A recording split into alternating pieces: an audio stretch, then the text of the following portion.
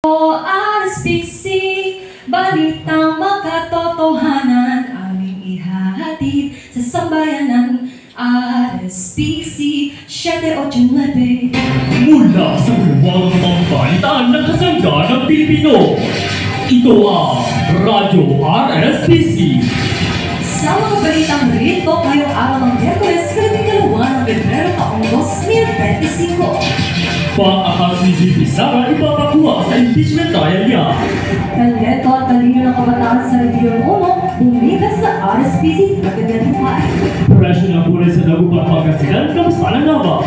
Iya Villania at Drew Arellano pinagditang pagsila na kanilang anak. Mga detalye tutukan. Magandang araw, Pilipinas! Ako ang inyong boses ng katotohanan, JR Yabore. Mas santo si ako, Dagupan City. Ako naman ang inyong sanligan at kabalitaan, Harap Basari. Kabalayan, hindi pa man nag-uumpisa ang impeachment trial ni Vice President Sara Duterte, pinaplano na ng mga prosecutors ng Kamara na ipapakuha ang mga bank records nito na matagalang bahagi ng investigasyon. Ayon kay Manila 3rd District Representative Joel Chua, ang plano ito ay bahagi ng kanilang estratehiya upang masaktibay ang hawak na ebidensya sa darating na pagdinig ng Senate impeachment trial ni Duterte. Inklusibong pamamahayag na mag-aaral ng Region 1, tampok sa RSPC 2025. Para sa live updates, narito si EG Calano. Araw, kasalukuyang nagpapasiklaban ang mga mag-aaral ng Region 1 sa nagaganap na 2025 Regional Schools Press Conference dito sa Dagupan City. Ang nasabing kaganapan ay nagsimula noong Martes at magtatapos sa Biyernes na may layo na hubugin at linangin ng kakayahan at kasanayan ng mga mag-aaral na isulong ang inklusibo at elikal na pamamahayag gamit ang kanilang tinig para sa positibong pagbabago sa kanilang mga paaralan at komunidad. Para sa Radyo RSPC, EG Calano, laging naka-alerto! Mga balitang dapat ninyong tutukan. Presyo ng gulay, kamusta na nga ba sa Dagupan Pangasinan? Para naman sa balitang showbiz, Iya Aguilera at Drew Arellano pinagditang pagsila ng kanilang anak. At nabayanan ang lahat ng iyan sa pagbabalik ng Radyo RSPC makalipas ang ilang paalala. Kaibigan, kilala mo na ba ang tapos sa eleksyon? Naku, sa sobrang agad kung saan-saan sila nagkabit ng tarpaulin, kilala ko na sila. Sundin ang petsa ng pangangampanya, ipakita na karapat-dapat na iboto ka.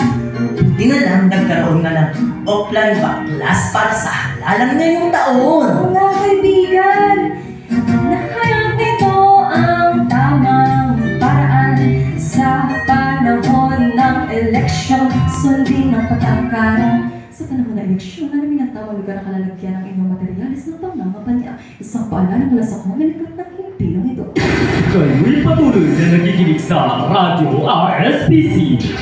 Presyo ng gulay sa Dagupan Pangasinan ating tutukan. Dario Torvera, ano ang balita? Kabalyan, sa mga namamalengke ngayon sa Malimas Public Market Dagupan Pangasinan, narito ang presyo ng gulay na ilabas at kasama ng Pebrero. Ang ating kamatis ay pumapatas na ng piso per kilo na mas mababa sa presyo ng Maynila na sa 30 hanggang 1 piso per kilo. Pumatak din sa 10 piso per kilo ang ating okra habang ang ating talong ang palaya, sitaw at get beans naman ay nasa 6 piso per kilo.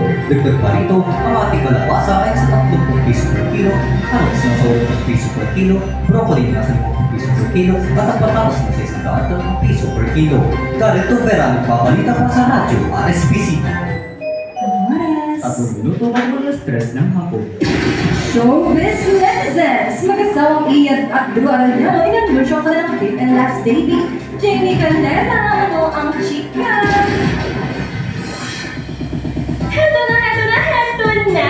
Masayang ibinalita ni Iya Villania at Drew Arellano ang pagsilang ng kanilang fifth baby noong ika-11 ng Pebrero. Pinangalan nila ang kanilang baby girl na Anya Love. Dagdag pa rito, nagbahagi rin ng mag-asawa ng kanilang karanasan at ilang litrato ni Anya. Kasabay ang pag-anunsyo na ito na ang huling pagbubuntis ni Iya. Ako si Jamie Galera, ang chika-chika babe ng Radyo RSPC. Sumainyo ang tampok na balita na aming nakalap sa araw na ito. Muli ako si JR Yabore. Kasama ang aming technical director na si Rex Bono ang pagsiyahan pa sa iyo. Isa salamat kami doon patuloy na pansuportayo at sayang programa. Hanggang sa muli, Tagupan